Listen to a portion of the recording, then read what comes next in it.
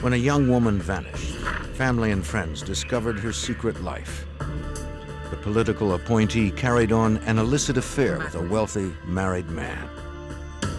Investigators suspected that her ex-lover was responsible, but they had little physical evidence to support their theory.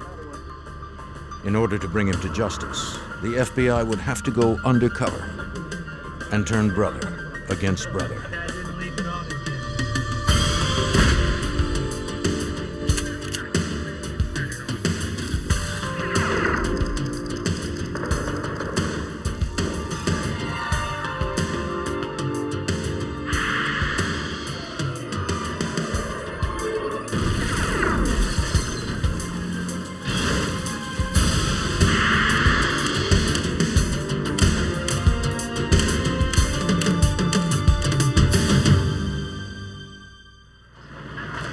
Power is a responsibility as well as a privilege.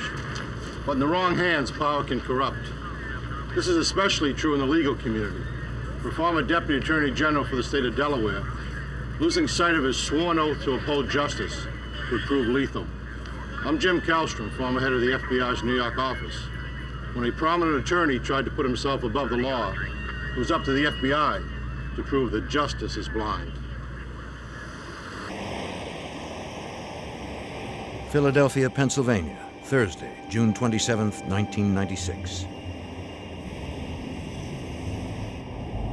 At the upscale Panorama restaurant, prominent Delaware attorney Thomas Capano, separated from his wife, dined with his mistress Anne Marie Fahey, the appointment secretary to the Delaware governor. Back next week, we'll be out and look how good we work together. Despite the candlelight and wine, her mood was grim. Anne Marie told Capano she wanted to end their relationship. Capano was furious with her decision.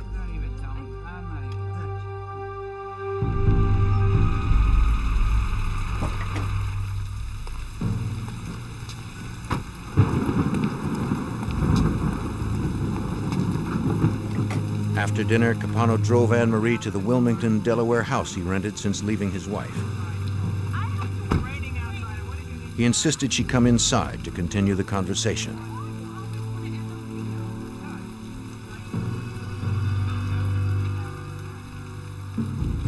He didn't want their affair to end.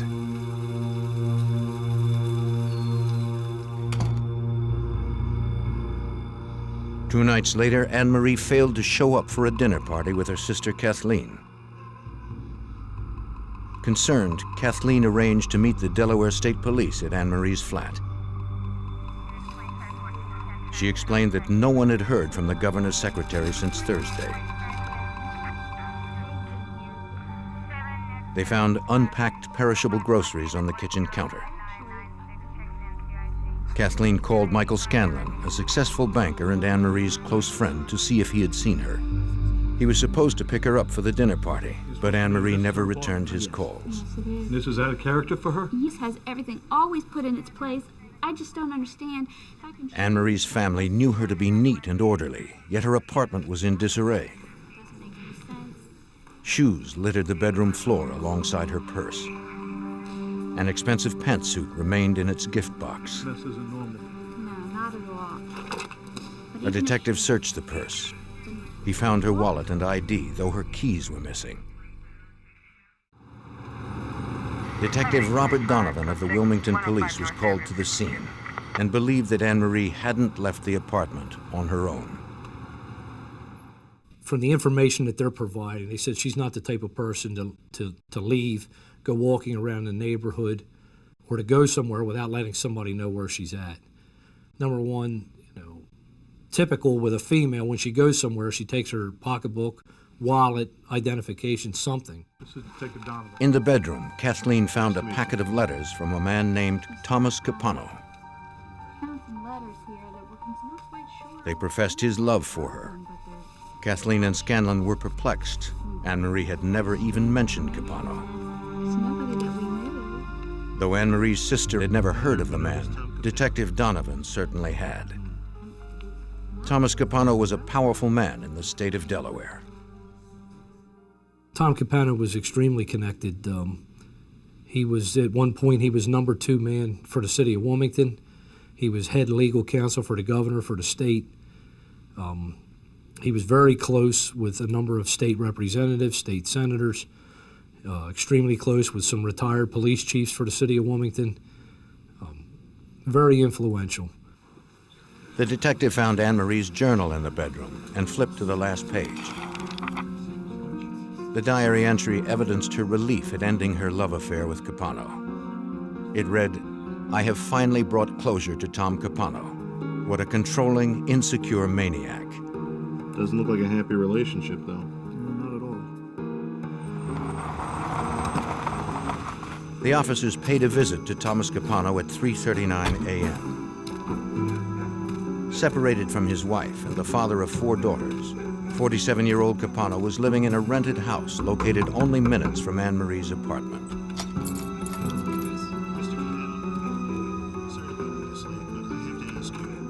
Capano confirmed that he had a relationship with Anne Marie, but claimed that it was long over. According to him, the couple had parted as friends.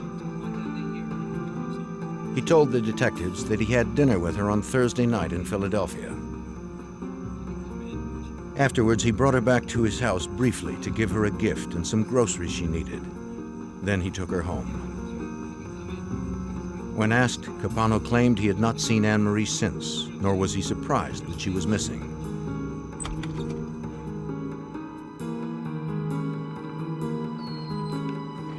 Capano explained that Anne Marie had Friday off.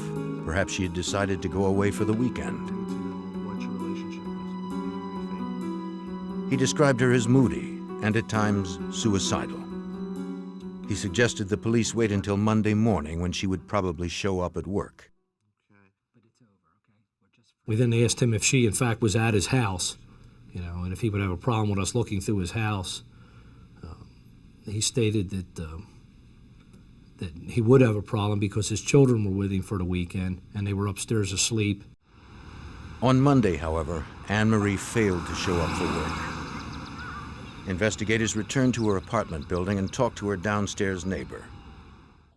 Can you tell me something about what happened last night? The neighbor had been away over the weekend, but remembered hearing a single set of footsteps in Anne Marie's apartment on Thursday evening at around 9:45.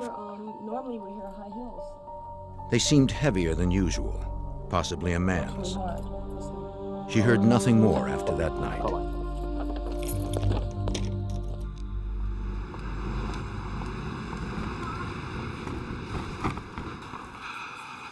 State and local investigators checked Anne Marie's bank and credit card accounts and found no activity after June 28th.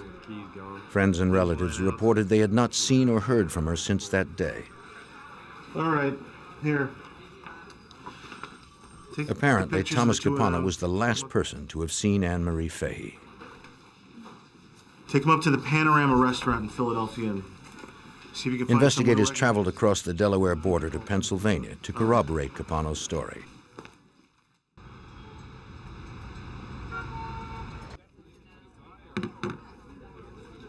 They spoke to the waitress who served the couple on June 27th at about 7 p.m. She remembered the evening and recognized Thomas Capano and Anne Marie Fahey from the photos. Yeah, that's her. She wasn't really happy. The waitress recalled that the pair seemed tense. Anne Marie said little and hardly touched her food. After she handed the bill to Capano, he passed it to Anne Marie, who signed his name on the charge slip. The waitress never overheard any of their conversations since the couple stopped talking each time she approached the table.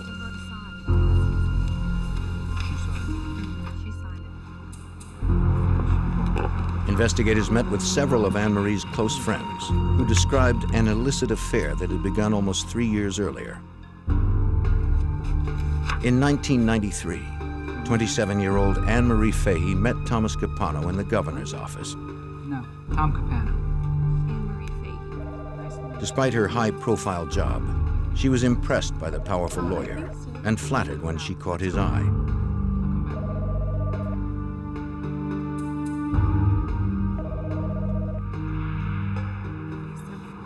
Investigators learned that while Capano showered Anne Marie with expensive gifts, He only romanced her in out-of-the-way places to avoid being seen. She felt a strong attraction to the charismatic older man, but feared her family's disapproval and kept the affair secret. I'll be waiting for you when you go back.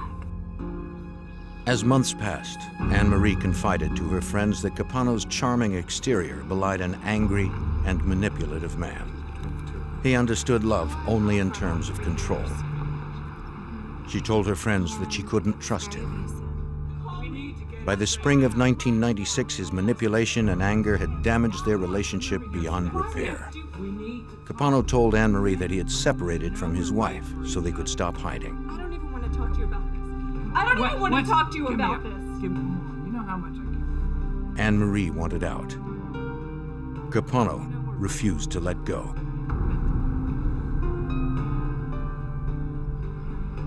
Detectives learned that shortly before Anne-Marie disappeared, she began seeing Michael Scanlon, who she found caring and stable.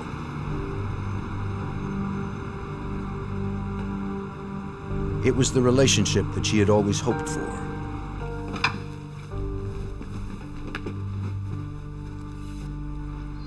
The prospect of a marriage proposal seemed promising. Thomas Capano continued to pursue her. Anne-Marie told friends that Capano was stalking her. She was scared and wanted him out of her life. Capano refused to accept the rejection. Well, Tom Capano had never been told no before. He thought that he could control everything in his life and everything in everybody else's life. Finally, somebody, Anne-Marie Fahey, stood up to him and told him, no, I've had enough, and Tom couldn't handle it. The Fahey family posted a $10,000 reward for information relating to Anne-Marie's disappearance. Over the 4th of July weekend, hundreds of concerned citizens helped police conduct a massive search of the local park where Anne-Marie often jogged. The governor himself joined in the hunt. Thank you for everybody who knows and loves Anne-Marie. They found no trace of the missing secretary. The case became a federal investigation since Anne-Marie, a resident of Delaware, was last seen in Pennsylvania. Special Agent Eric Alpert of the FBI's Wilmington field office offered his help. I contacted Robert Donovan, asked him if we could be of any assistance. He said we could. At that point, we pulled telephone records and credit card records. With the help of the U.S. Attorney, Alpert secured credit card statements and phone records belonging to Thomas Capano and Anne-Marie Fahey. Assistant U.S. Attorney Colm Connolly noticed that Capano made a $308 purchase at Wallpaper Warehouse just 2 days after Fahey disappeared. Thought that was odd because Tom Capano was living in a rental house, so I called the number for Wallpaper Warehouse. The person answered the phone and said air-based carpets. I turned to Bob Donovan right away, and we both had the same reaction, which was, my God, he must have rolled her up in a carpet. Investigators now believe that Thomas Capano killed Anne-Marie Fahey, but they needed more than a hunch to convince a judge there was probable cause for a warrant to search Capano's house. In July of 1996, agents and local detectives focused on attorney Thomas Capano, who they suspected was responsible for the murder of his former mistress, Anne-Marie Fahey. 2 days after she vanished, Capano had purchased a new carpet. For Assistant U.S. Attorney Colm Connolly, it raised suspicions that Capano had concealed Anne-Marie's body in a rug and removed it from his house. Up until that point, we had probable cause to believe that Tom Capano had played a role in the disappearance of Anne-Marie Fahey. But what we didn't have was probable cause that we'd find evidence in his house. I really wanted to call you in to ask. Hoping to establish probable cause in order to obtain a search warrant, investigators learned that Capano's housekeeper had cleaned his home 4 days before Anne-Marie's disappearance. She added that Capano canceled her service the following week, claiming that the house didn't need cleaning since his children hadn't stayed over. The detective quickly noted the inconsistency in Capano's story. On the night he was questioned in his home, the attorney claimed his children were upstairs asleep. 3 weeks later, the housekeeper returned to the residence and noticed something that struck her as odd. The love seat and carpet from the living room were gone. In their place sat 2 chairs and a brand new carpet. This simple observation gave Assistant U.S. Attorney Colm Connolly all he needed to move forward. So when you combined the rug and the couch with Tom Capano's statement that he had brought Anne Marie to his home on the evening of June 27th, and you combine that with all the other evidence we knew about their tumultuous relationship, we now were armed with probable cause to get a search warrant for his house.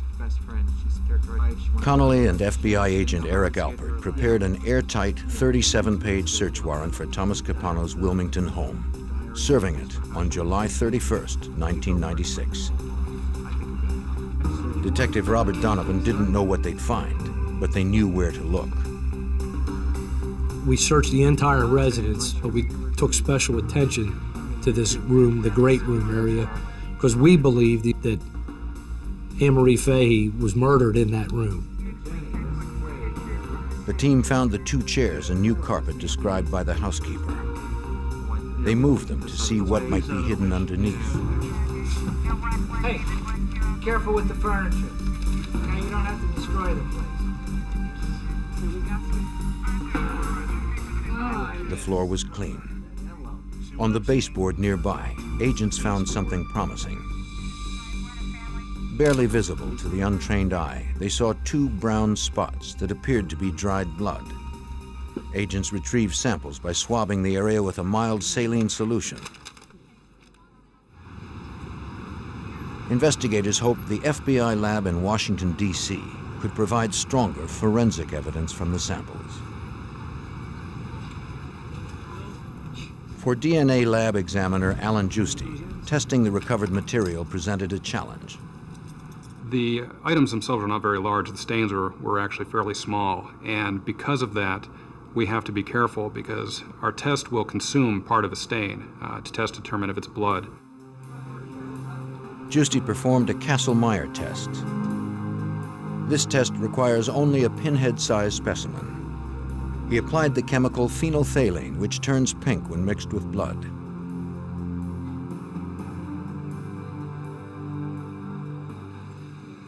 The test worked. For Agent Eric Alpert and the team, the discovery was important. This is very significant because at this point we had no murder weapon and had no other physical evidence in the case, so finding blood was very important to us. We needed to find whose blood that was and whether it matched Anne Marie Fahey's blood. It was impossible to determine whether the blood belonged to Anne Marie without DNA samples from her or her parents. Samples from her siblings would be too disparate to provide solid results. Unfortunately, Anne Marie's parents were deceased. Anne Marie's brothers and sisters provided investigators with a possible lead. A check of the missing woman's calendar book revealed that she had given blood a month before she disappeared. Agents went to the blood bank to subpoena the sample. It was too late. Her blood had been reduced to plasma and shipped overseas. There was only a slim chance it could be retrieved. Worse yet, DNA-rich red and white blood cells had been removed, and extracting DNA from plasma alone is next to impossible. As the investigation slowly moved forward, Thomas Capano continued to live a life of ease.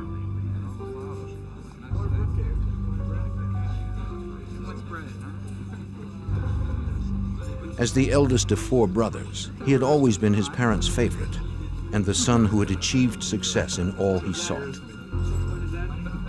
Thomas's brothers had always looked up to him. Jerry, the youngest, had been rescued many times by his older brother's legal expertise.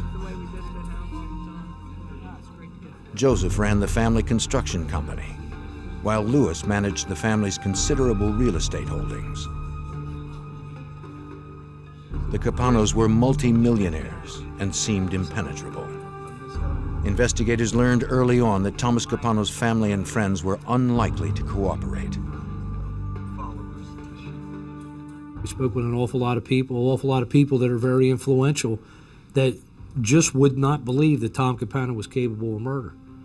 And were mad at us for investigating him. We're mad that we believed he was, in fact, a murderer.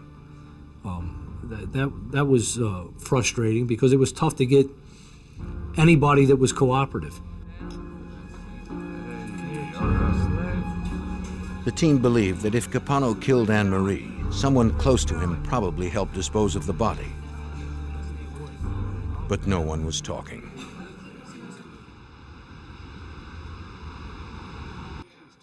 With no body, no DNA sample, no murder weapon, and no cooperation from his cohorts, the federal case against Thomas Capano was weak. On August 6th, Agent Alpert received a call from Sean Taylor, a project manager in Louis Capano's development company. Taylor knew something he believed might interest investigators.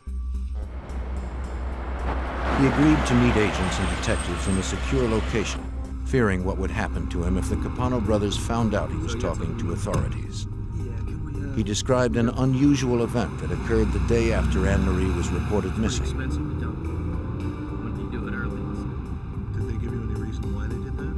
He advised us he was a project manager at one of the Louis Capano and Associates construction sites. He stated that he was ordered on July 1st, the Monday after Anne Marie Fahey's disappearance, to have 4 dumpsters on the property pulled and dumped.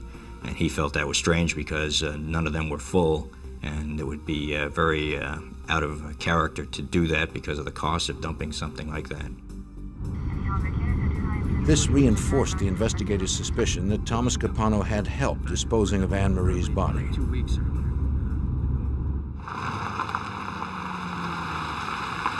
Louis Capano's development company was served with a subpoena for the dumpster records, as investigators began to turn up the heat on the powerful Capano family. Louis, I need to talk to you. Here, go ahead and take these. Get with Bob. They hoped one of the brothers would turn against Thomas and tell authorities about Anne Marie's disappearance. Your screw-ups are driving me crazy. The solid bonds between brothers began to strain, but Thomas managed to keep everyone in line. See you later. Bye. Under oath, Louis denied that he had ordered the dumpsters emptied. Undaunted, investigators continued to pursue their best lead. So we traced that dumpster. We went to the hauling company, and we found out exactly when the dumpster had been removed. We found out the dump that it had been brought to, and we went to that dump site. In the middle of August, an evidence recovery team arrived at the Delaware landfill. Workers pointed out the area where the dumpsters had been emptied. The recovery team searched for anything that could be traced back to Thomas Capano's home. We were looking for the carpeting, the love seat, possibly a murder weapon, and also possibly Anne Marie Fahey's body. For 4 hot, grueling days, FBI agents scoured the landfills. They found nothing. The investigators finally walked away, tired and frustrated. Despite their strong suspicions, they didn't have enough evidence to bring charges. To agents, detectives, and prosecutors, it looked as if Thomas Capano had gotten away with the perfect murder. In August 1996, FBI agents and Delaware authorities continued to pursue evidence against Thomas Capano for the murder of his former mistress, Anne Marie Fahey. She had been missing for 8 weeks and was presumed murdered by her wealthy ex-lover. As FBI agent Eric Alpert explains, investigators had no physical evidence to support their theory. There were several challenges in this investigation. We had no murder weapon, no true crime scene, no body, and no witnesses who would come forward and give us information as to what had happened. On September 6th, investigators received the call they were hoping for. The blood plasma Anne-Marie had donated a month before her disappearance had been recovered just before it reached its European destination. Sure.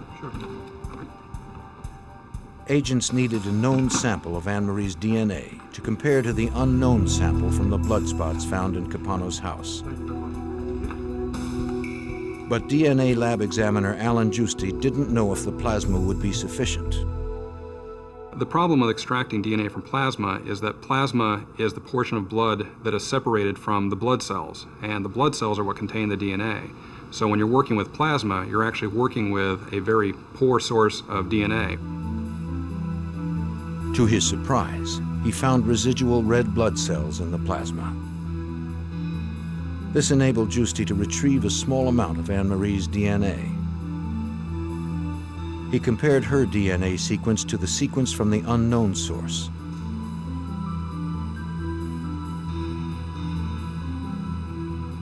They matched. There was only a minute chance that the blood spots from Capano's house did not belong to Anne-Marie Fahey.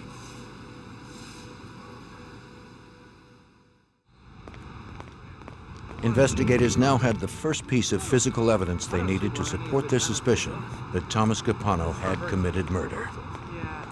They knew they needed more. Capano's cell phone records revealed that he had called a woman named Debbie McIntyre from Stone Harbor, New Jersey on June 28th, the morning after Anne-Marie disappeared. Investigators learned that Debbie McIntyre was yet another one of Capano's mistresses. We saw that they called each other frequently, but we weren't sure about their relationship. From doing further interviews, we found that Thomas Capano and Debbie McIntyre had been having an affair for approximately 12 years. So at the same time when he was having an affair with Anne-Marie Fahey, he was also having an affair with Debbie McIntyre. Agents also learned that Jerry Capano, the youngest brother, had owned a boat anchored at Stone Harbor. Detective Robert Donovan investigated. We found out that Jerry Capano had sold this boat locally. Somebody local had purchased it.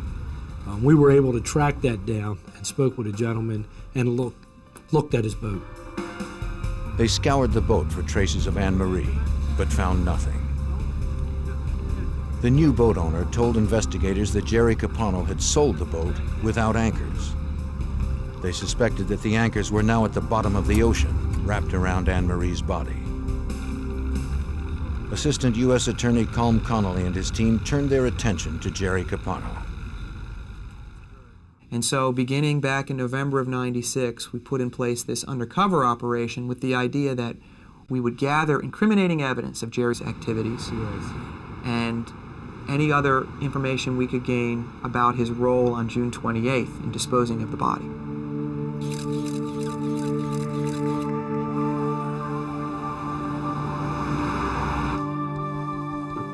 If agents gathered enough evidence to bring federal charges against Jerry, they could pressure him to talk about his brother's role in the murder.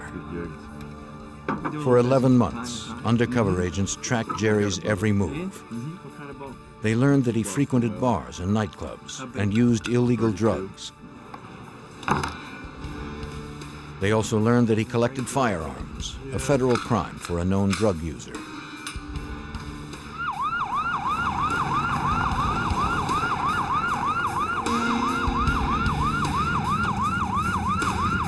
On the evening of October 9th, 1997, 15 months after the disappearance of Anne-Marie Fahey, the FBI, assisted by the ATF, raided Jerry Capano's house. He was caught completely by surprise. A friend with a criminal record stood with him in the garage. If agents found illegal narcotics stored in the same house as Jerry's weapons, they'd have the physical evidence needed to leverage his cooperation. They found a small arsenal of guns stored in the bedroom closet of Jerry's 3-year-old son. Agent Alpert searched the laundry room near the kitchen. He dug through the pockets of Jerry's clothes. Jerry's collection of rifles and handguns wasn't illegal per se, unless they found illicit drugs on the premises. Agent Alpert found them. He recovered cocaine and marijuana. Now investigators had what they needed to charge Jerry Capano with felony firearms violations. They could also levy child endangerment charges. They did neither. Prosecutors would offer immunity if Jerry would testify against his brother Thomas. We did not believe Jerry had any role in the murder of Anne Marie Fahey. We only believed he had a role in the cover-up, the disposal of evidence. And we also knew he was very loyal to his brother. He almost viewed his brother as a father figure. But at the same time, he had a wife, he had children, he had a pretty good life, a life that he probably wouldn't want to give up to go to jail. And that was the card that we had to play. I mean, they've come through the entire house. After the raid, the FBI allowed Jerry Capano to consider all that was at stake. We need to talk now.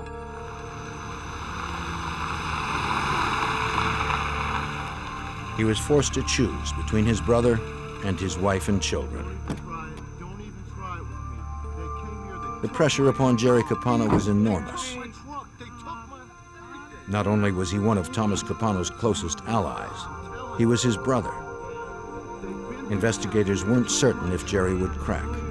Even if he did, they had no way of knowing if he could help them bring the powerful Thomas Capano to justice.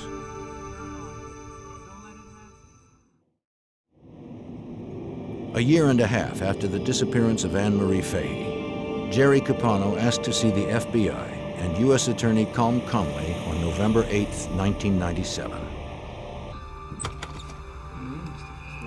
Federal authorities had threatened Jerry Capano with federal firearm charges if he did not cooperate with their investigation. They suspected Jerry had helped his brother Thomas Capano dispose of Anne Marie's body in the Atlantic Ocean. With legal counsel by his side, Jerry related his involvement in the incident. It began months before Anne Marie's June 28th disappearance. With you personally. Early in 1996, his brother Thomas came to him with a problem. Jerry told Agent Eric Alpert that he didn't realize Thomas had lied to him. Well, in February 1996, Thomas Capano went to his brother Jerry and told him that he was being extorted, that somebody was threatening his children. He asked Jerry to get him some cash to help pay the extortionists. He also asked Jerry for a gun and said that he might need Jerry's help someday with the boat to dispose of the extortionist's body. Jerry provided Thomas with $8,000 and the gun he asked for. Thomas returned the weapon a month later, telling Jerry the money was enough. He didn't need the gun after all. He heard little else about Thomas's problem until Friday, June 29th, 1996. I got a call from Tom. Early in the morning, Jerry stepped out of his house to find his older brother parked at the end of the driveway. Thomas looked upset. 6 o'clock in the morning, Tom. What are you doing here? Jerry, I need your help. Hey, Jerry, I need you to get the boat. I don't want any part of it. Jerry knew, as soon as Tom asked to use the boat, that Tom had been involved in the killing of somebody. And Jerry said to Tom, "Did you do it?" And his brother said yes. And Jerry said he didn't want to have any part in getting rid of a body, and he refused to give up the boat. He said he had a wife, he had kids, he had a beautiful home. And Tom played the brother card. Tom said, "I have nobody else to turn to. You're my kid brother. Please help me." I'll meet you at your house. About an hour? And finally, Jerry relented. And Jerry agreed to meet Tom and to go to Stone Harbor and to take the boat out and dispose of the body.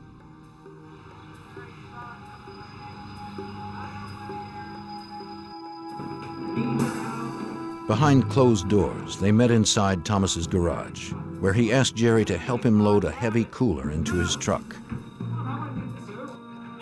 He never opened the cooler, But Jerry believed the body of Thomas's extortionist was stuffed inside. Let's get the rug. Let's go. Only the carpet remained. It's not gonna sink. Jerry told his brother not to take it on the boat because it probably wouldn't sink.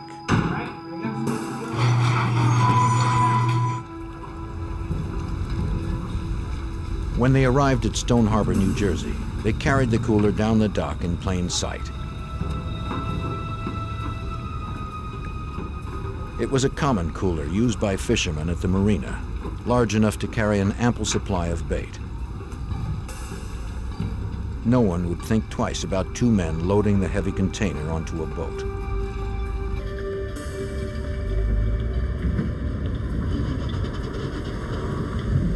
The brothers fueled up and headed for the open waters of the Atlantic.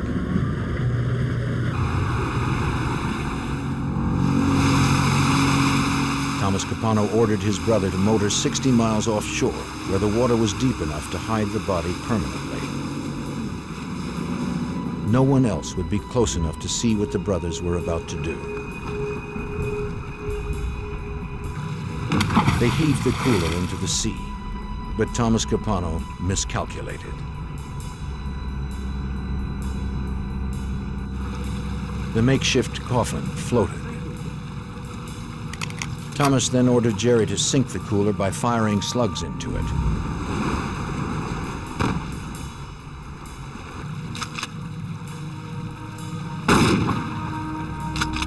The cooler still floated.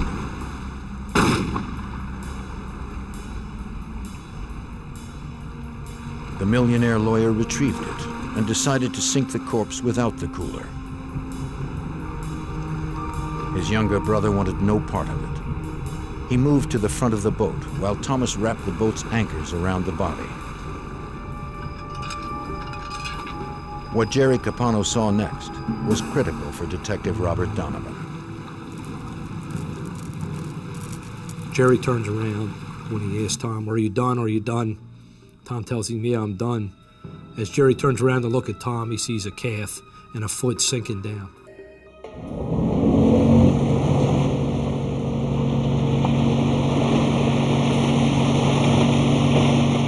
On their way back to Stone Harbor, Thomas Capano disassembled the cooler and scattered its parts into the ocean. And Tom said he needed me to come back to the house, that he had something else that I needed to do with him. The work wasn't finished. Wrapped it in anchor chains and threw it over. His brother needed to dispose of more evidence. Tom says, "I need your help getting rid of this couch." And Jerry sees a stain on the couch, which would be right about shoulder height, which is a large, he described as a basketball size blood stain. Then do something. Then do something about it if it bothers you. Investigators believe the stain was caused by a fatal gunshot to Anne Marie's head.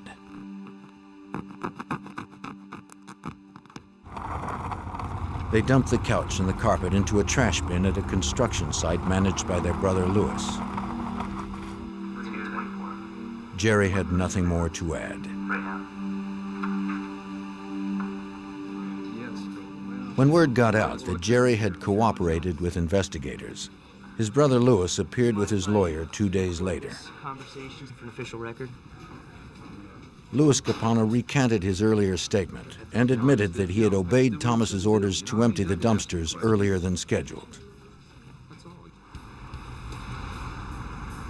The FBI began 24-hour surveillance on Thomas Capano.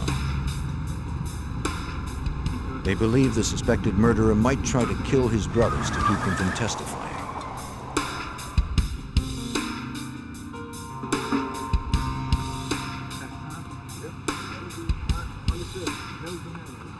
Less than a week later, on November 12, 1997, the surveillance team watched Capano and his brother Joseph loading suitcases into their truck.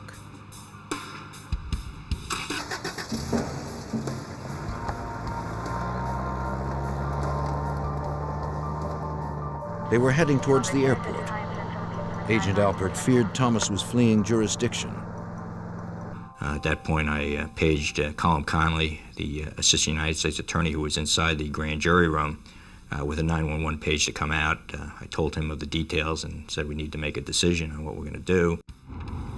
Investigators felt they still didn't have enough to charge Thomas Capano with kidnapping and murder, but agreed they had to stop him from fleeing. Alpert ordered his arrest on grounds that Capano had obstructed justice by coercing his brothers to give false testimony. 17 months after her disappearance, the suspected killer of Anne Marie Fahey was finally in custody. Two brothers now stood against one. But investigators still had no body and no murder weapon. On November 12, 1997, the FBI arrested prominent Delaware lawyer Thomas Capano. He was the prime suspect for the murder of Anne Marie Fahey. His younger brother Jerry claimed Thomas had dumped a corpse into the Atlantic Ocean.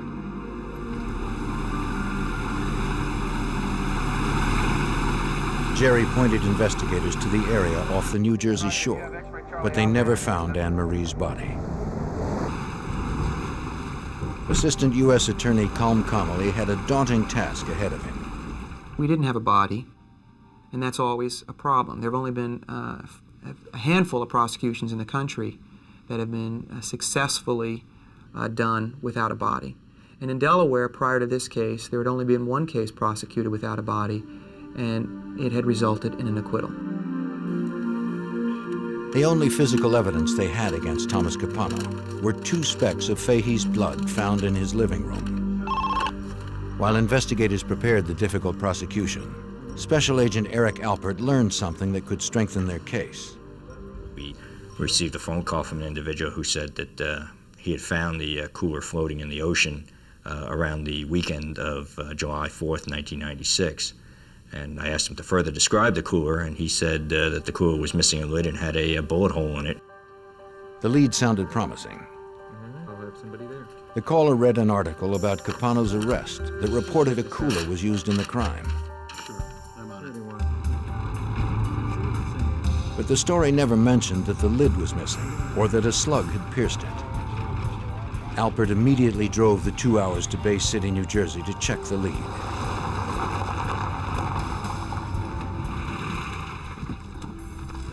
On the weekend of July 4th, 1996, Ken Chubb was fishing 6 miles off Indian River when he came across a cooler bobbing in the ocean. It had 2 bullet holes and blood stain, but you know, we were amazed that this was a brand new cooler, but we weren't amazed at the bullet holes or the blood because they shoot shark a lot, and there might have been a shark flopping around in there and they shot it, and that's where the blood came from.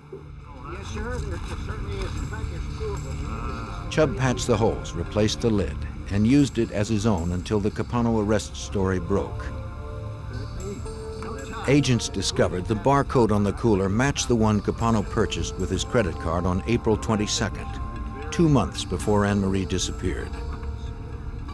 The cooler was important in this case because it prevented Tom Capano's defense team pretty much from saying that Jerry Capano was lying. It corroborated exactly what Jerry Capano had told us well before he knew we would ever find this cooler. The cooler was their second piece of physical evidence, and its purchase demonstrated Capano's premeditation. Investigators still had no murder weapon. They searched records at local gun stores for purchases by Capano or by others close to him. They hit pay dirt. Investigators discovered that Capano's mistress, Debbie McIntyre, had purchased a .22 caliber Beretta on May 13th, 1996, 6 weeks before Fahey disappeared. They brought McIntyre in for questioning. She pretended that her relationship with Thomas Capano was more casual than it actually was. She spent years in jail. Connolly asked if Capano owned a gun. McIntyre denied it. No. I asked her, "Do you own a gun?" And immediately her demeanor changed. She started blushing. She got very nervous. It was clear that she was lying, and she told us this just fantastical story about buying a gun and then throwing it in the garbage can. And we asked her, did anybody know she had bought that gun? And she said, one person, and it was Tom Capano. Connolly pointed out that if McIntyre supplied the gun to Capano, she had committed a felony.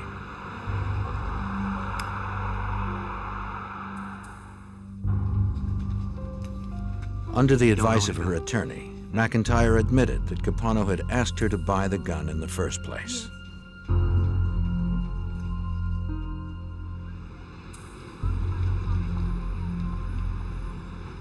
The trial began on October 26, 1998. Early on in the proceedings, Capano surprised the prosecution by admitting that he had disposed of Fahey's body as Jerry had testified. He also admitted to asking his brother Louis to empty the dumpsters early. On the witness stand, Capano painted his own version of events on the evening of June 27, 1996. After dinner, he and Anne-Marie came back to his place. According to Capano, they had resolved their differences. They were enjoying each other's company when Debbie McIntyre burst into his house. What are you doing? Who is this? What are you doing in my house?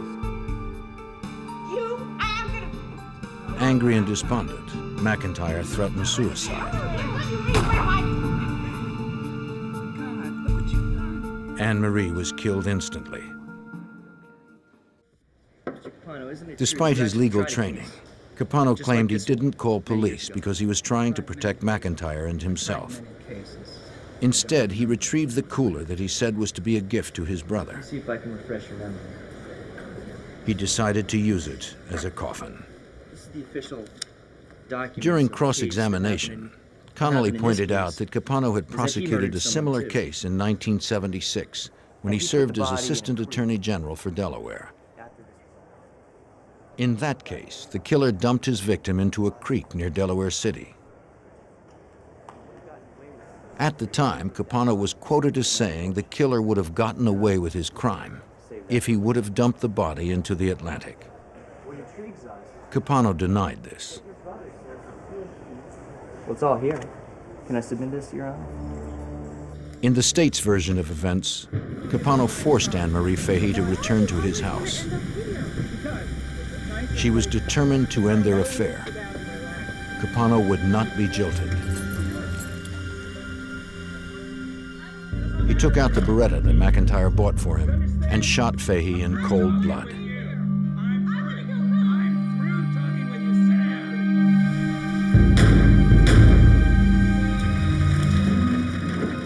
Then he stuffed her into the cooler. At about 9:45 that same evening, he entered Anne-Marie's apartment with fresh groceries and the new pantsuit she would never wear. He carefully tried to cover his tracks as he had planned for months. On January 17, 1999, the jury returned with a verdict. Mr. Foreman, has the jury reached a verdict? Yes, Your Honor, we have. Please rise. Based on his brother's testimony, the blood evidence, and the recovered cooler, the once prominent lawyer and millionaire Thomas Capano was found guilty of first-degree murder. We were able to reaffirm a lot of people's faith in the judicial system here. The system works. I think we accomplished justice here. I have a very good relationship with the Fahey family, and so I think we've not only been able to bring about justice, but we've brought as much comfort as they can have given the tragedy they had to suffer.